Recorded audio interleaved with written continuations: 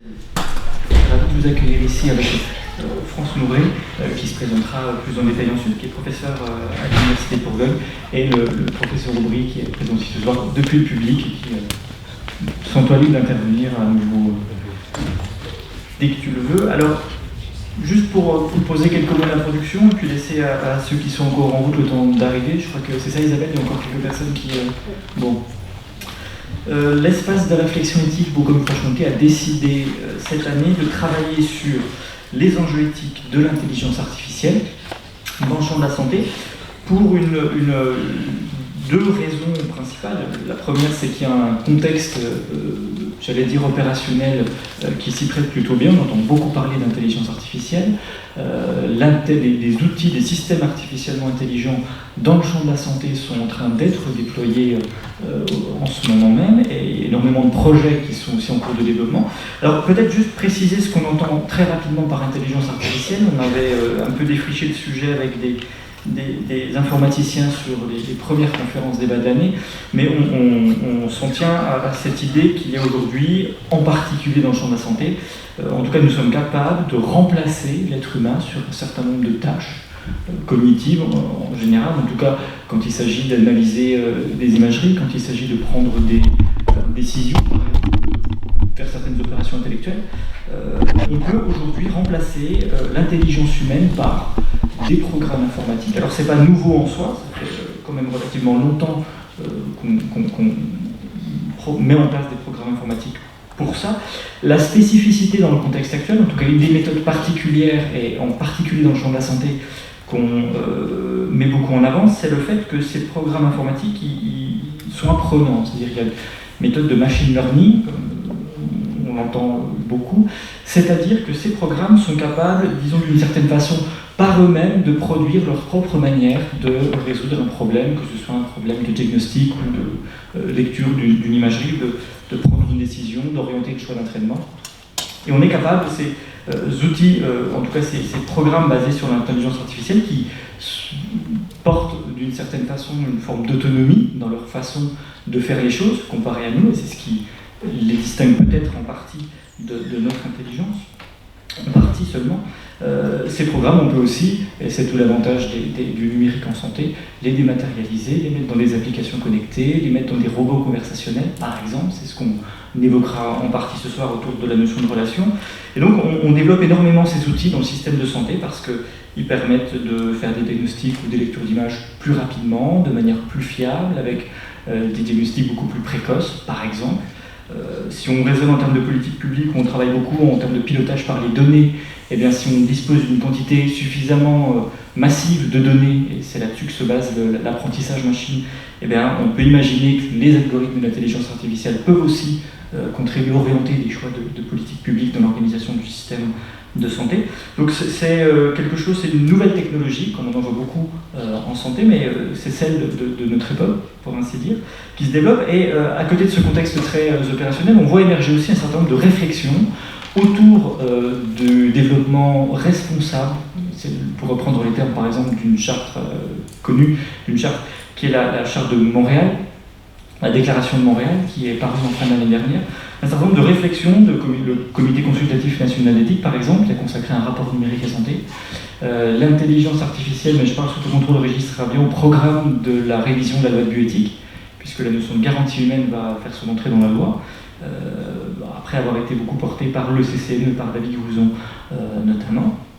Donc on a cette réflexion qui, en même temps que se déploie un certain nombre de nouvelles innovations technologiques, nous amène à réfléchir un petit peu au sens ou à la nature de ces avancées scientifiques pour finalement répondre à la question qui est la question fondamentale de la bioéthique, en tout cas telle qu'elle s'est constituée dans le champ contemporain, c'est-à-dire est-ce que ce qui est une avancée sur le plan scientifique et technique constitue pour autant une forme de progrès sur le plan humain par rapport à une visée du bien, par rapport à une certaine vision, une certaine définition de ce que soigner veut dire, ou dans l'idée du respect de la dignité de la personne ou de la personne vulnérable. Donc c'est cette question, nous, qu'on a voulu mettre en débat à l'espace de réflexion éthique cette année dans le cadre de notre programme de débat public. On avait travaillé, alors l'année dernière c'était la révision de la loi bioéthique, L'année d'avant, c'était la question de l'éthique de la transgression. On a parlé de psychiatrie, de fin de vie. Bon, on a une thématique par année. Cette année, ce sont ces enjeux éthiques, avec une question, c'est finalement celle que reprend beaucoup le professeur Aubry dans sa manière de conduire la réflexion éthique, qui est celle des limites qu'on peut poser au développement de ces systèmes. Ce qui est possible est-il pour autant souhaitable, et jusqu'où finalement laisser ces machines intelligentes, entre guillemets, nous soigner, en sachant que la position qu'on a en tant qu'espace de réflexion éthique régionale, c'est de considérer que ces questions-là, ce ne sont pas des questions d'experts, quand bien même il y a un certain nombre d'instances de réflexion éthique officielles qui réunissent des spécialistes de la santé, de la médecine, des sciences humaines, des représentants de l'usager, mais il y a cette idée que derrière ces questions d'éthique sont en fait il y a autant de questions de société qui n'appellent pas de réponse qui soit finalement en soi bien ou mal, mais la bonne réponse, entre guillemets, ce sera celle qu'on choisira nous, collectivement, j'allais dire d'un point de vue citoyen, de se donner dans notre société, en fonction de l'orientation qu'on veut voir prendre la médecine de demain, qui est déjà un peu même la médecine d'aujourd'hui. Alors, il y a la conférence de ce soir, pour vous situer un petit peu plus précisément le contexte de nos échanges et du débat qu'on va avoir. Elle s'inscrit dans un volet qui n'est pas le volet grand public avec lequel on a commencé l'année. On a essayé de réfléchir autour des grands enjeux éthiques, autour de ce qui relevait du mythe et de la réalité quant à nos espoirs ou nos craintes par rapport à l'IA. On discutera au mois de septembre, toujours dans une perspective grand public, de savoir si nous voulons être soignés sans soignants, mais ce soir c'est un axe un peu plus particulier puisqu'on a voulu aborder une problématique qui intéressera peut-être un peu plus les professionnels de santé, en tout cas le monde de la santé, parce que d'une part la notion d'éthique, en tout cas le questionnement éthique est quelque chose qui revient énormément en force aujourd'hui dans les pratiques médicales, en particulier au niveau de la formation.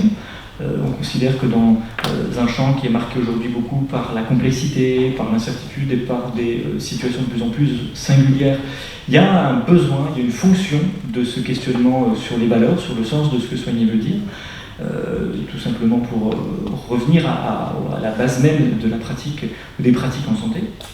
Et puis, l'IA soulève un certain nombre de questions éthiques particulières. On a abordé, j'en dirai un mot très vite juste après, la question de la responsabilité à Besançon l'année dernière, puisque le recours à des outils basés sur l'intelligence artificielle, avec la part d'autonomie qui est celle de l'intelligence artificielle et le fait qu'on ne peut pas la contrôler entièrement, pose la question de la responsabilité du soignant quand il mobilisera ces outils basés sur l'IA pour un patient, pour prendre une décision. Et puis, il y a cette question qu'on va aborder ce soir, qui est celle des changements que peut introduire, est-ce que le devra, c'est une autre question, c'est celle qu'on essaiera de discuter, mais des changements que peut introduire au niveau de la relation soignante, le recours à l'intelligence artificielle.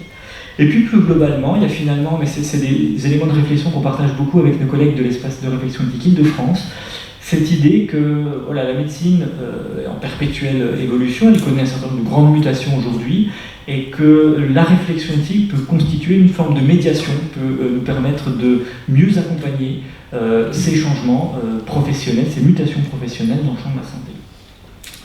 L'année dernière, oui, les semaines sont longues, mais quand même, la semaine dernière, je vous disais, on a commencé ce volet très court de conférence avec un questionnement autour de la notion de responsabilité, avec le problème que je vous ai soulevé, juste pour vous tenir un peu informé très synthétiquement de ce que nous nous étions dit, de ce qui avait été discuté, avec le point de vue d'un certain nombre de juristes, notamment en droit du numérique, qui questionnaient beaucoup les régimes de responsabilité applicables à l'IA. On était reparti avec un certain nombre d'éléments pour réfléchir, le premier d'entre eux étant qu'il restait difficile, malgré toute l'autonomie et toute l'intelligence autonome dont peuvent faire preuve ces systèmes basés sur l'IA, de les définir comme des personnes, et donc il n'y avait pas, ce serait difficile en tout cas de penser une forme de responsabilité propre, juridique, morale, éthique de l'intelligence artificielle, même si ça allait certainement nous amener, il y a toujours une responsabilité humaine derrière, même si elle va sans doute être amenée à être complexifiée et approchée de façon graduelle. Il y aura une responsabilité du concepteur, une responsabilité de l'utilisateur, une responsabilité de celui qui diffuse, de l'institution aussi dans l'usage, et puis une responsabilité éventuellement du professionnel, mais qui ne sera pas la seule. Et ce qu'on en avait retenu en tout cas, c'était que quand on parlait de responsabilité du soignant par rapport à des outils basés sur l'intelligence artificielle, il y avait un premier élément qui consistait à dire qu'il ne fallait pas nécessairement voir la responsabilité dans un sens négatif, au sens de celui qui commet des fautes, mais il pouvait y avoir une responsabilité très positive du professionnel de santé à recourir à ces nouvelles technologies quand elles permettent effectivement de mieux soigner, de mieux guérir, de pouvoir prédire ou de faire des diagnostics très précoces des maladies. Et quand on sait que la prévention est un grand pilier des politiques de santé publique à l'avenir, il y aurait quelque chose, et c'est une des grandes thèses de David Gruson notamment, il y aurait quelque chose de pas très éthique, si on peut le dire ainsi, à ne pas utiliser ces outils. Et puis c'est une responsabilité aussi qui, par rapport à l'intelligence artificielle, qui n'est pas exclusive. C'est-à-dire, c'est pas parce que on peut imputer une part de responsabilité au concepteur de l'IA que de fait le professionnel de santé est nécessairement soit déresponsabilisé, soit privé de la responsabilité et de la liberté qui est la sienne dans le soin, parce qu'on ne peut pas entièrement réduire le soin, et ça nous ramène vraiment à nos réflexions éthiques fondamentales. Le soin se réduit assez mal à uniquement poser un diagnostic, uniquement décider d'un traitement, mais il intègre aussi, on en avait parlé, une dimension réflexive dans des situations complexes par exemple, même si on peut envisager un certain nombre de simulations, de possibilités jusqu'à un certain point. Un programme informatique, pour l'heure, ne peut pas construire des décisions complexes, type faut-il arrêter ou pas l'alimentation de Vincent Lambert. Pour le moment, l'intelligence artificielle, pour le moment et peut-être jamais, ne peut pas en tout cas nous aider d'une grande aide sur ces problèmes. Et puis une autre forme de responsabilité qui pourrait être investie et qui nous intéresse ce soir, c'est une responsabilité aussi dans la relation de soins, qui était énormément soulignée. C'est que ces outils, tout autonome qu'ils soient, restent des outils, et comment ils sont utilisés, dans quel type de relation de soins ils sont utilisés, ça relèvera de la responsabilité du professionnel de santé, de l'humain. Alors, ça nous amène à la question qu'on voudrait aborder ce soir et dont on voudrait débattre surtout, parce qu'on a conclu la semaine dernière en disant qu'il y a une responsabilité dans la relation, mais le problème reste en partie toujours là, parce que l'intelligence artificielle, que ce soit par le biais de robots conversationnels, par exemple, que ce soit via des applications connectées qui peuvent en partie se substituer à des formes de soins de premier recours, peut, en partie, ou en grande partie, voire totalement dans certains cas, pourrait se substituer à la présence humaine, à la relation intersubjective entre ceux qui soignent et ceux qui sont soignés.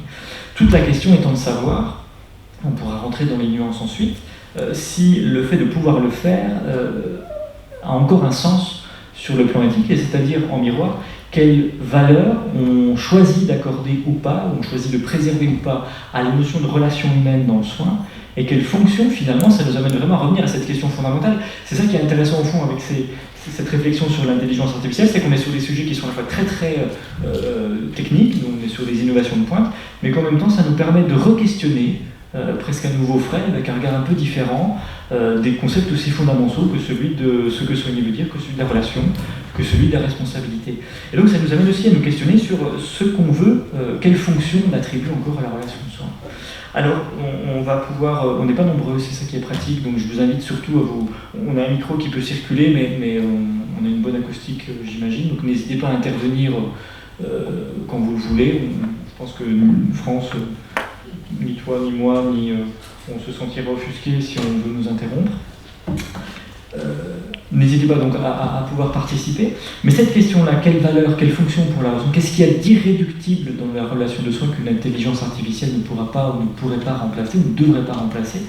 Pour y réfléchir et pour lancer le débat, je suis très content d'accueillir à côté de moi France Mouret, qui est professeur à l'Université de Bourgogne, membre du Conseil d'orientation de l'espace de réflexion éthique, et alors, j'espère que vice-présidente du Gérontopole, Pierre Pilzemer, c'est ça? Je ne me trompe pas? Alors, tu vas nous en parler tout de suite, notamment un des axes de recherche particulièrement intéressant où tu travailles sur les robots et le mouvement. Et dans ce champ-là, finalement, le robot pourrait peut-être remplacer l'humain, encore que c'est ce que je te laisse expliquer un peu plus, en tout cas nous donner quelques éléments pour réfléchir et amorcer la discussion. Merci Armand. Pas de conférence parce que je ne suis spécialiste de rien, ni d'éthique, et encore moins d'intelligence artificielle. Je suis là juste pour lancer finalement un exemple, un objet de réflexion pour vous, et surtout que vous n'hésitiez pas à interagir rapidement sur ces questions-là. Alors, dans le laboratoire dans lequel je travaille, où on travaille sur la cognition, ce qui se passe dans le cerveau, sur l'action, tous les processus qui président à notre façon de bouger, et plasticité sensorimotrice, c'est-à-dire la capacité que notre cerveau a à se modifier, à se régénérer, et aussi à compenser les effets du vieillissement.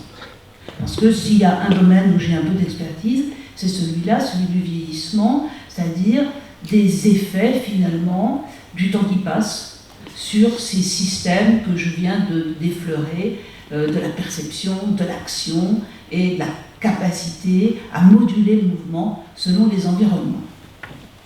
Alors, de ce point de vue-là, si je m'interroge sur ce qu'est l'intelligence, avant même de m'interroger sur ce qu'est l'intelligence artificielle, mais déjà ce qu'est l'intelligence, dans ce focus-là, c'est effectivement tout ce rapport au monde qui nous entoure et de cette capacité que je continue à trouver absolument magique, à prendre de l'information en permanence dans le monde qui nous entoure, à être capable de la traiter, à être capable de mémoriser un certain nombre de choses et d'agir et de nous adapter en permanence à l'environnement qui est le nôtre.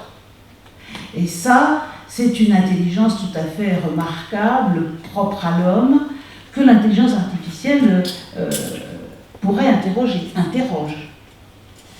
Maintenant, est-elle capable aujourd'hui, en l'état, de faire aussi bien que l'humain?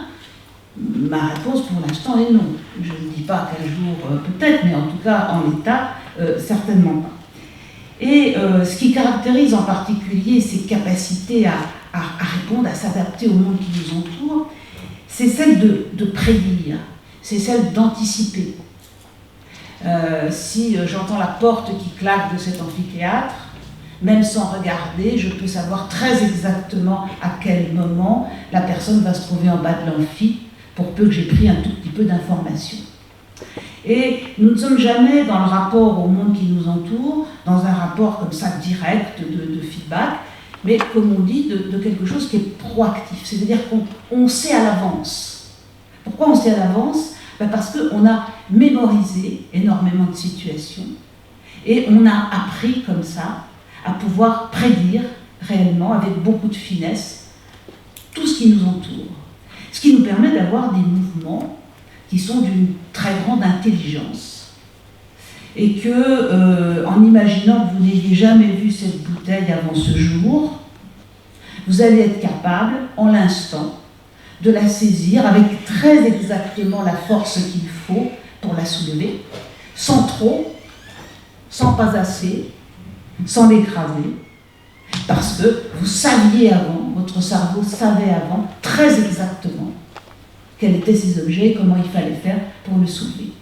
C'est ça que j'appelle la prédiction, l'anticipation et toute cette mémoire qui constitue ce que nous on appelle le contrôle moteur.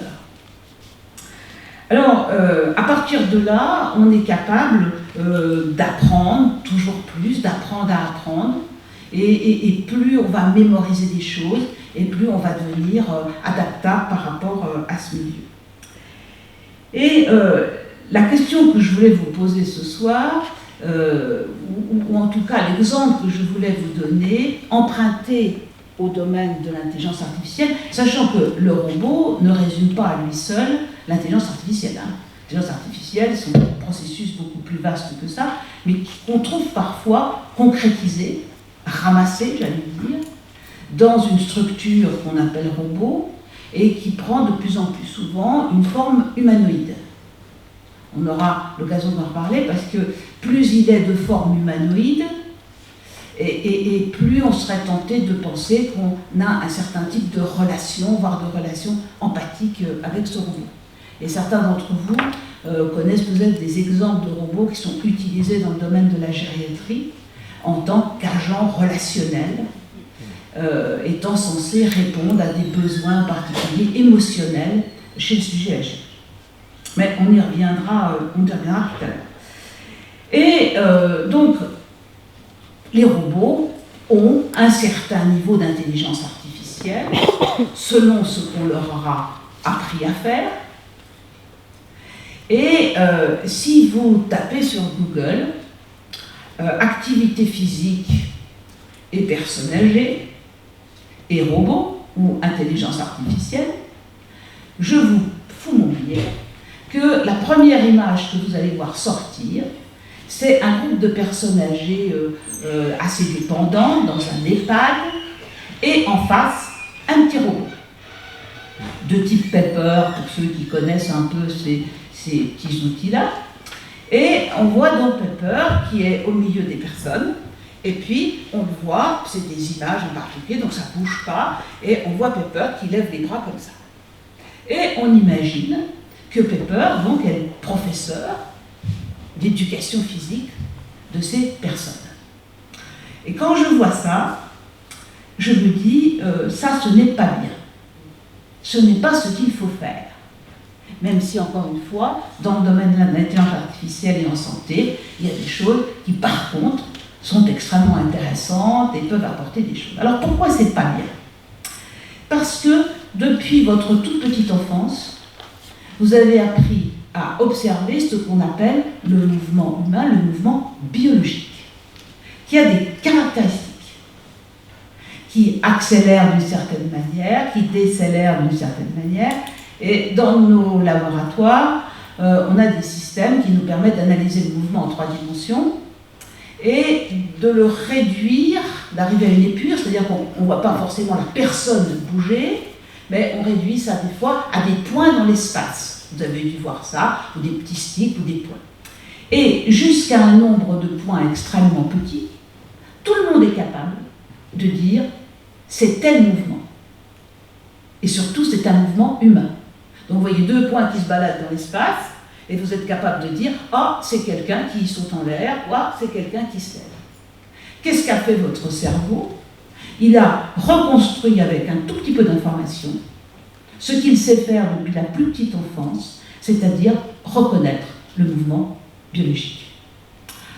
À la base de tout ça, et avec des tas de développements que certains de mes collègues qui sont dans la salle connaissent bien, il y a eu des théories, en particulier les théories des...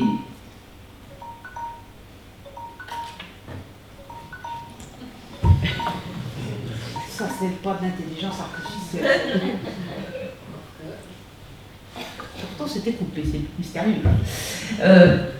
Et donc, que voulais-je dire? Oui, un corpus scientifique à la base de tout ça, dont vous avez sûrement entendu parler, qui est celui des neurones miroirs. C'est-à-dire que dès la plus tendre enfance, on est capable, en regardant quelqu'un bouger, d'activer en particulier des zones cérébrales extrêmement proches de celles que nous activons quand nous faisons réellement le mouvement.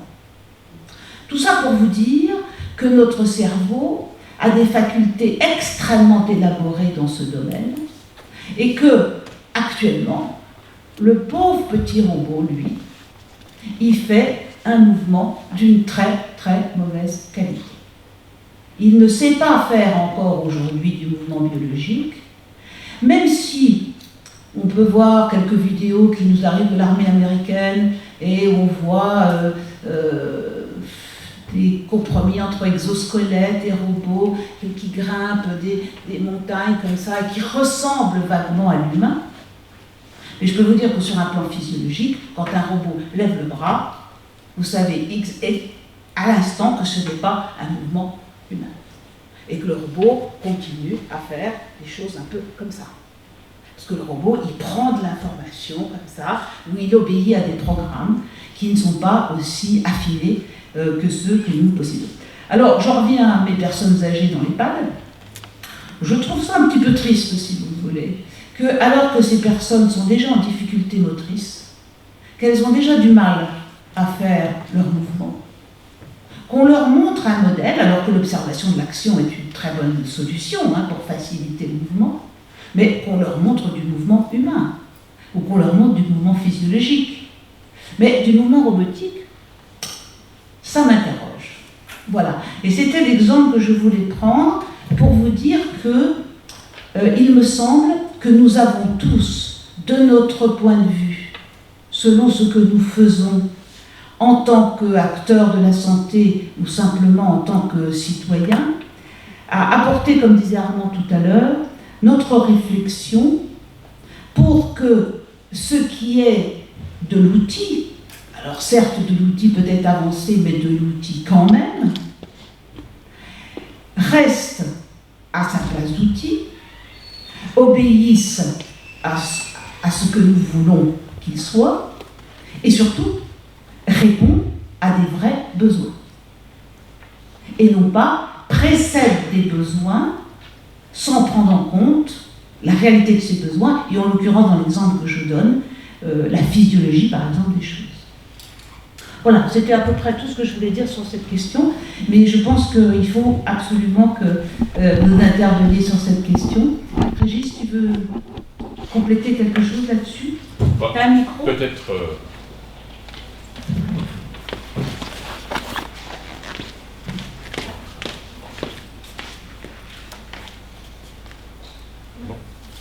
Merci. Peut-être juste faire état des échanges qu'on a pu avoir, en particulier avec David Gruson, qui est le président de Éthique IA, une association qui pousse beaucoup au développement raisonné de l'intelligence artificielle dans le domaine de la santé, faire état du fait qu'un des enjeux que nous préoccupions en tant que professionnels de santé de ces questions-là, et précisément, pour répondre à la question que vous soulevez, de faire en sorte que le développement de l'intelligence artificielle dans le domaine de la santé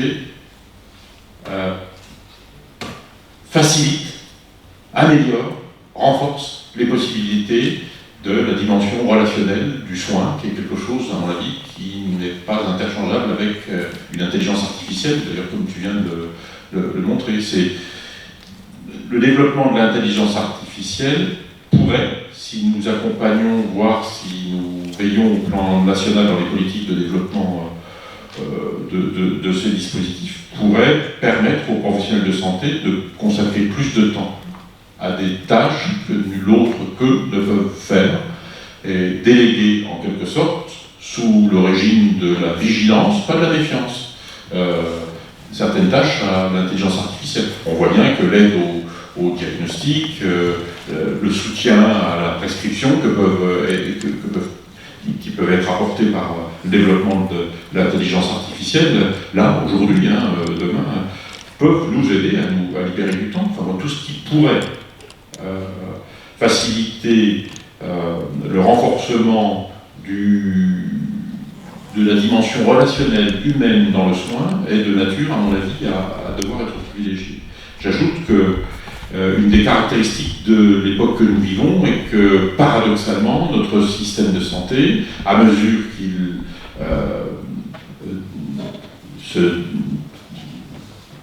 développe en termes de développement technique et scientifique, génère paradoxalement des situations complexes, en particulier des situations de survie longues et complexes. On le voit dans le champ de la gérontologie, le nombre de personnes âgées dont la fin de l'existence, rendue possible par l'amélioration de la santé, n'est parfois que souffrance.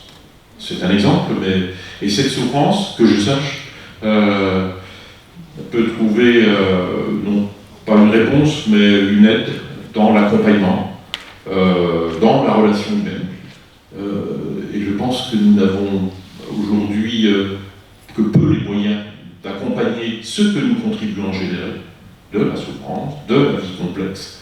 Je pense à la chronicisation des maladies, aux polypathologies, au paradigme nouveau que le développement du système de santé génère. Et nous attendons les soignants à cet endroit. Le soignant est attendu là où l'intelligence artificielle n'ira pas, de mon point de vue.